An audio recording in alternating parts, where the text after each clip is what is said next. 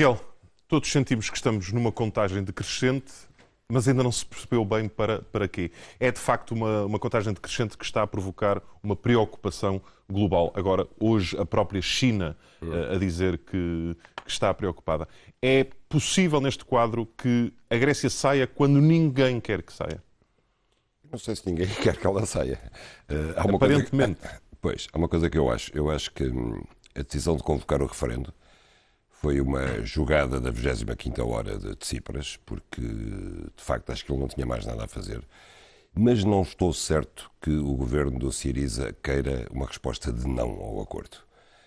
Penso que uma resposta do não obrigaria imediatamente à queda do governo e obrigaria, de facto, ao Brexit, à saída da Grécia do euro, enquanto que o sim deixaria ao Syriza a hipótese de dizer nós não queremos o acordo, mas o povo é que votou, o povo é soberano, vamos em frente. Ou seja, nós não quebramos as promessas eleitorais. Exatamente. Foi o povo que assim o decidiu. O povo é que assim o decidiu, politicamente face à chantagem que foi habilidoso, feita. Não é? Politicamente é habilidoso. Por outro lado, penso que neste momento, 48 horas depois daquele funesto Conselho Europeu, como disse o Juncker, ocorrido no sábado, a maior parte dos responsáveis políticos europeus, os que são responsáveis, não os que são irresponsáveis, já estará arrependida de ter esticado a corda até ao limite, porque em qualquer negociação que se faça, há um ponto ao qual não se pode chegar, que é quando a outra parte já não tem nada a perder. E foi isso que a Europa fez com a Grécia. A Europa encostou de tal maneira o governo grego às cordas que eles já não tinham nada a perder e só podiam fazer uma jogada de desespero. Eu acho que hoje, segunda-feira, se eles pudessem voltar atrás, eles pensariam muito bem naquilo que fizeram. E não é por acaso que a China, os Estados Unidos e a Rússia, que são as outras três potências que junto com a Europa fazem os quatro grandes poderes mundiais, elas as três estão preocupadas com a situação da Grécia. E repara que tanto a China como a Rússia até podem eventualmente vir a ganhar com uma Grécia fora da Europa. Mas apesar de tudo, mais perigoso do que tudo em termos geoestratégicos e políticos, que é a coisa que aqueles ministros das finanças do Eurogrupo não sabem o que é, não sabem nem história nem geopolítica, todos eles. Em termos geopolíticos, a saída da Grécia do euro perturbaria o status quo mundial. É uma região estratégica do mundo. E nesse sentido é curioso ver como americanos, russos e chineses preferem que as coisas se mantenham assim. É a lógica da Guerra Fria e a lógica de não mexer. Há quem diga que estava na altura de entrar em campo os políticos e saírem um pouco os economistas. Mas onde é que estão os políticos? O problema é esse. Onde é que estão os políticos? E nós vemos pelo caso português. Aonde é que está um pensamento político sobre aquilo que está em jogo na Grécia? Esse pensamento, de facto, só existe em Obama, em Putin e nos chineses. Aí está o pensamento político. Miguel, queres começar por aquela conta de subtrair de Cavaco Silva? Ele é especialista em aritmética, em finanças. Agora, isto não é um caso de aritmética, nem é um caso de finanças, não é? Tirando um que fica menos. Eu acho que a posição portuguesa e a posição espanhola, ainda há bocado estava a ver o Rajoy a pregar lições à Grécia com o mesmo discurso, não há exceções, etc.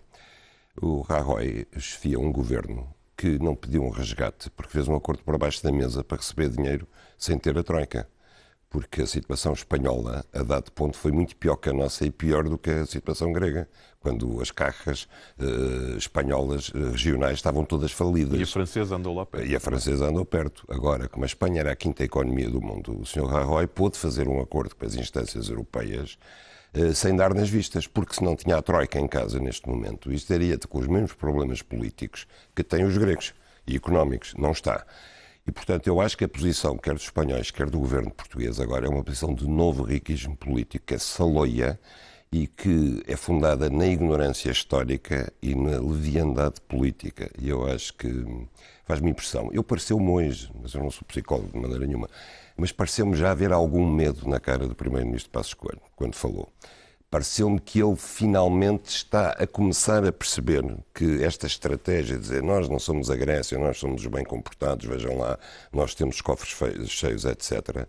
Isto é uma coisa que, se a saída da Grécia do euro for descontrolada, nós estamos na linha de tiro imediatamente a seguir. Não, houve subtileza de discurso. Aliás, ele não utilizou a expressão cofres cheios, que Maria Luísa Albuquerque repetiu recentemente. Sim, mas ele disse isso no Parlamento também. Mas hoje já não foi cofres cheios, foi estamos prevenidos. Pois, não somos apanhados desprevenidos. Exato. Ou seja, ele já reconhece que pode haver um perigo de contágio. já reconhece isso e parece que nesse ponto está à frente do Presidente da República, que acha que é tudo uma questão de ir subtraindo e de ir eliminando até ficarem só os bons da zona euro.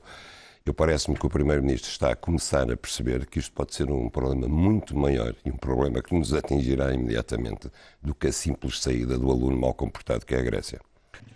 Miguel, por natureza, o terrorismo é imprevisível, mas a este ponto vai ser muito difícil fazer prevenção. Sim, embora no caso da Tunísia já houvesse vários avisos, vários alertas a nível dos sistemas de segurança europeus de que a Tunísia poderia estar a ser infiltrada por os grupos do Estado Islâmico a partir da Líbia, a partir da Argélia. Embora, neste caso, o atirador seja um tunisino, residente na Tunísia, não quer dizer que por trás dele não esteja já membros do Estado Islâmico, não estejam já organizações terroristas. Isto para a Tunísia tem um efeito devastador. A Tunísia era quase o único caso de sucesso da chamada Primavera Árabe. É uma democracia, tem um regime estável.